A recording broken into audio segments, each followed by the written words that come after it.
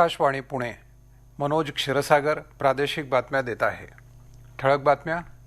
भारतीयांची संघटित शक्ती या वर्षातच नवी झेप घेईल, पंतप्रधानांचा विश्वास. कोविड-19चे रुग्ण बरे होण्याचा दर 58%वर. पीक कर्जांच्या अटी स्पष्ट करण्याबाबत बँक संघटनांचं मुख्यमंत्र्यांना पत्र. गडचिरोली जिल्हा प्रशासनानं सुरू केलं शेती कर्ज पोर्टल. आणि पावसाच्या सरींचा लहरीपणा सुरूच. आता सविस्तर बातम्या.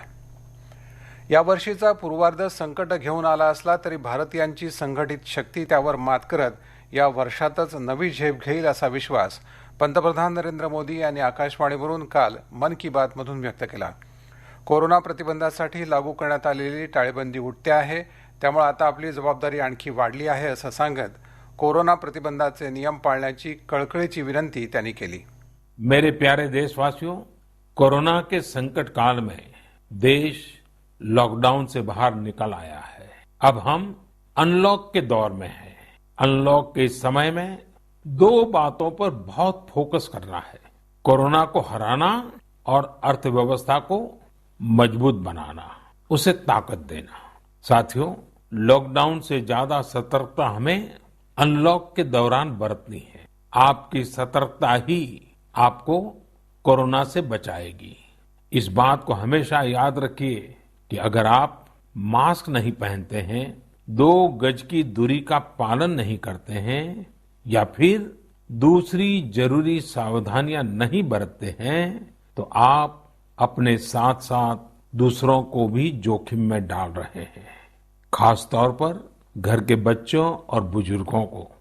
इसीलिए सभी देशवासियों से मेरा निवेदन है कि आप लापरवाही मत बरतिए. अपना भी ख्याल रखिए और दूसरों का भी.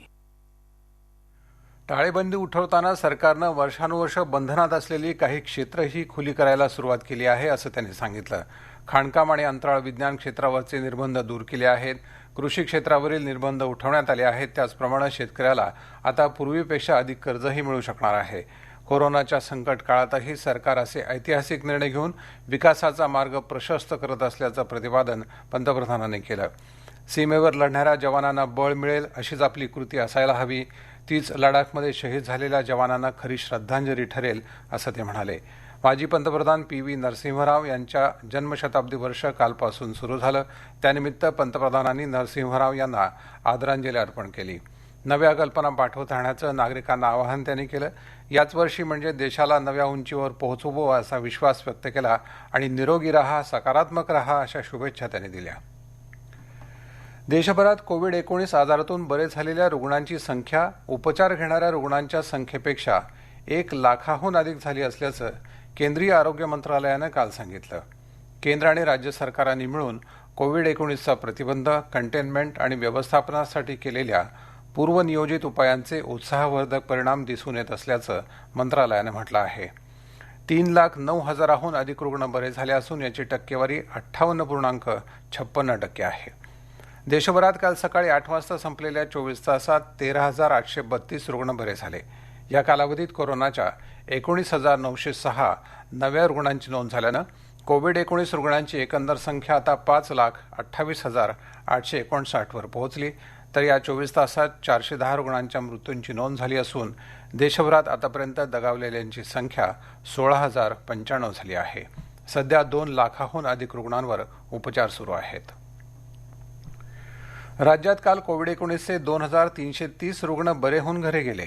त्यामुळे राज्यात आतापर्यंत या आजारातून बरे झालेल्यांची एकंदर संख्या 86,575 झाली आहे. परिणामी राज्यातील रुग्ण बरे होण्याचं प्रमाण 52.59% झालं आहे. राज्यात काल 5,493 नवीन रुग्णांचं निदान झालं तर 156 कोरोनाबाधित रुग्णांच्या मृत्यूंची नोंद झाली. यापैकी 60 मृत्यू मागील 48 तासातील तर उर्वरित 96 मृत्यू त्यापूर्वीच्या कालावधीतील आहेत.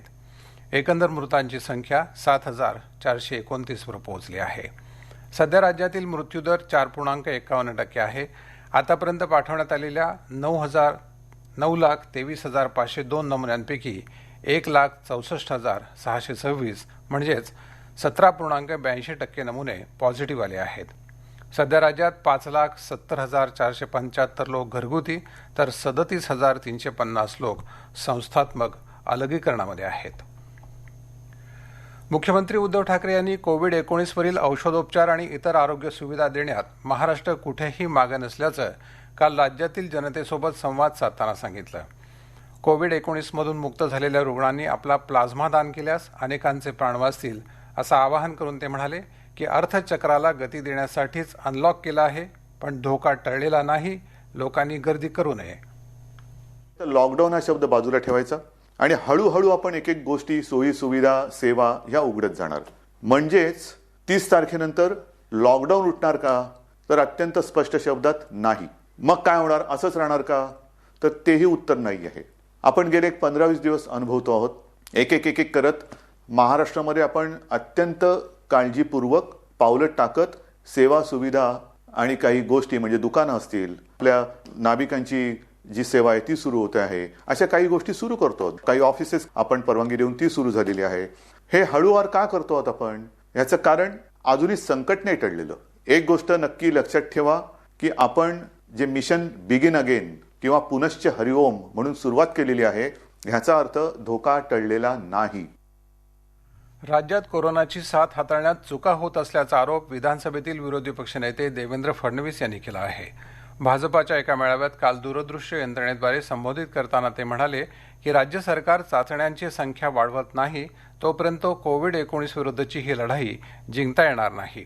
राज्य सरकार कोरोनाशी नव्हे तर संख्यांसोबत सामना करत असल्याची टीका करून त्यांनी राज्यातील परिस्थितीवर चिंता व्यक्त केली. राज्य सरकारच्या कर्जमाफी योजनेखाली येणाऱ्या खात्यांना कर्ज मंजुरीसंदर्भात राज्यस्तरीय बँकर्स समिती आणि भारतीय रिझर्व्ह बँक यांनी स्पष्ट अटी ठरवून द्याव्यात अशी मागणी बँक संघटनांच्या संयुक्त मंचानं मुख्यमंत्री उद्धव ठाकरे यांना एका पत्राद्वारे केली आहे. निश्चल खात्यांना नव्यानं कर्ज देण्याची परवानगी नियमानुसार नाही, त्यामुळे बँका नवं कर्ज देऊ शकत नाहीत असं या पत्रात म्हटलं आहे. तर शेतकऱ्यांना पीक कर्ज देण्यात विलंब करणाऱ्या बँकांविरुद्ध कारवाई करण्याचा इशारा गृहमंत्री अनिल देशमुख यांनी गेल्या आठवड्यात दिला होता.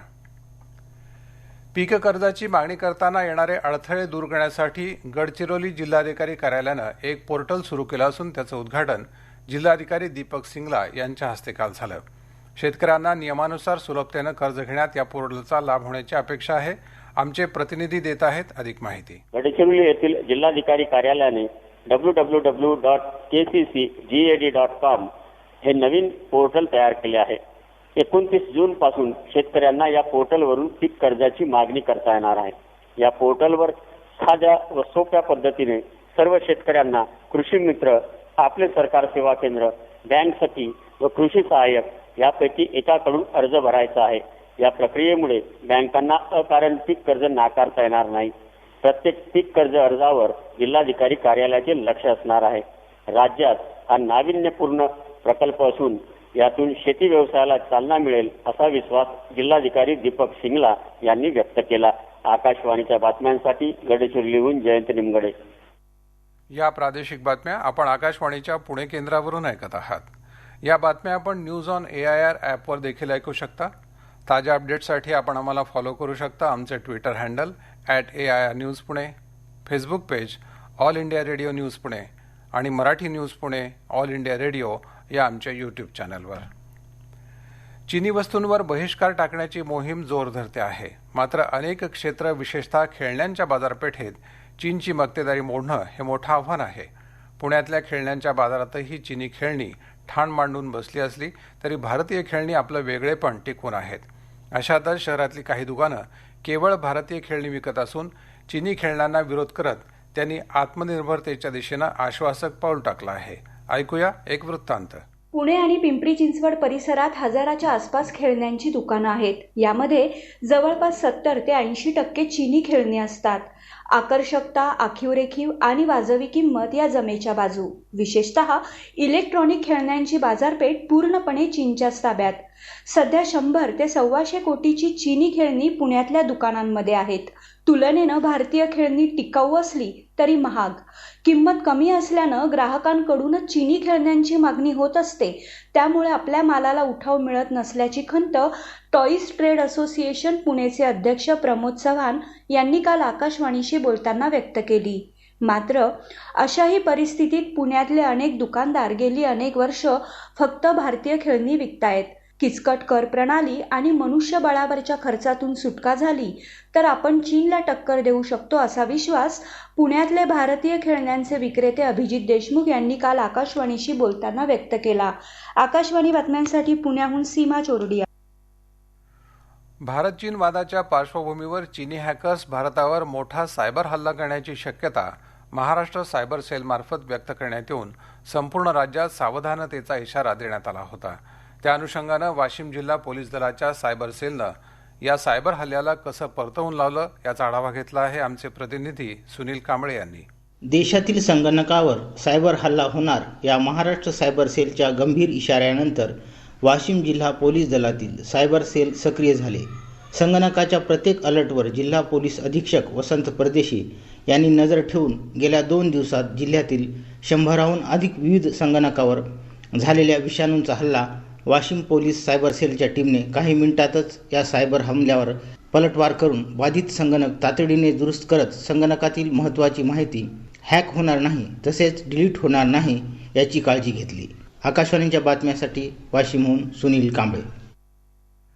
दिव्यांगांसाठी आजीवन कार्य करणाऱ्या ज्येष्ठ समाजसेविका वसुधाताई गोखले यांचं काल पुण्यात हृदयविकाराच्या तीव्र धक्क्यानं निधन झालं. त्या 79 वर्षांच्या होत्या. राष्ट्रीय दृष्टिहीन संघ, जागृती अंध मुलींची शाळा तसंच ब्रेल रूपांतरण विभाग यासारख्या उपक्रमात त्यांचं अमूल्य योगदान होतं. त्यांच्या जाण्यानं दिव्यांग कार्यक्षेत्रात मोठी पोकळी निर्माण झाली आहे. पालघर जिल्ह्यातल्या नालासोपारा इथं शनिवारी रात्री एका व्यक्तीनं आपल्या 3 लहान मुलांची हत्या करून स्वतःही आत्महत्या केल्याची घटना घडली.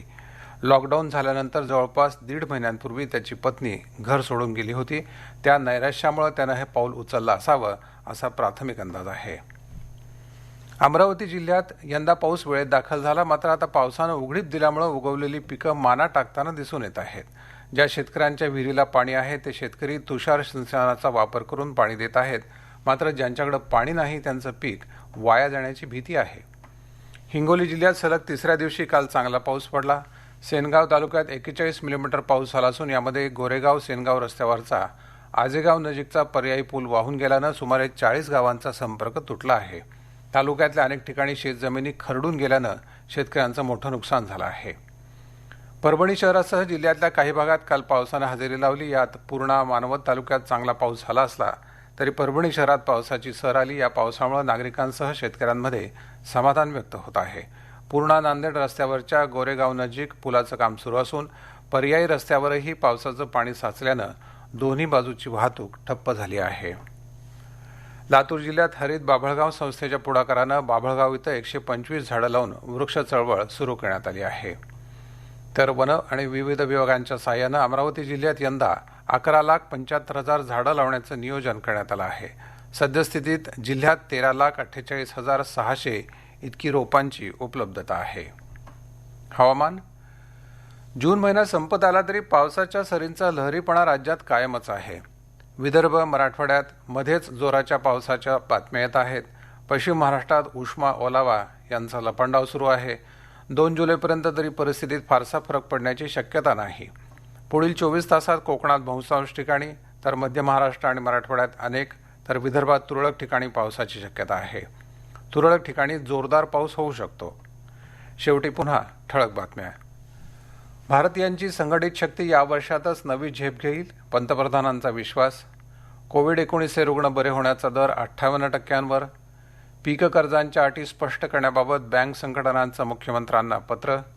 गडचिरोली जिल्हा प्रशासनानं सुरू केलं शेती कर्ज पोर्टल. आणि पावसाच्या सरींचा लहरीपणा सुरूच. आकाशवाणी पुणे केंद्रावरचं प्रादेशिक बातमीपत्र संपलं. पण यानंतर सकाळी 10:10 ऐका कोरोना संकटाशी सुरू असलेल्या युद्धाच्या राज्यभरातल्या बातम्या. कोरोना महाराष्ट्र या विशेष बातमीपत्रात.